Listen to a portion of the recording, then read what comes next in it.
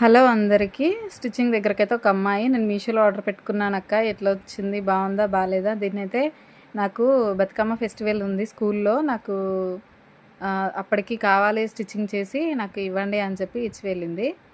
ఇది వచ్చేసి maroon colour బాగానే ఉంది. కింద మొత్తం మనకి ఫ్లోరల్ టైపే ఇచ్చిందనమాట. మిర్రర్ వర్క్ మనకి నడుము దగ్గర కూడా మిర్రర్ వర్క్ ఇచ్చి మిడిల్ పార్ట్ మొత్తం సింగిల్ మిర్రర్ లాగా ఇచ్చారనమాట. కింద కట్ వర్క్ లానే వచ్చింది మనకి స్కర్ట్కి. పూర్తిగా మీకు అనిపిస్తుందో లేదో కానీ నేను చూశాను కదా. నాకైతే బ్లౌజ్ అయితే కొంచెం న్యూగా కుట్టండి అని చెప్పి వెళ్ళిందనమాట.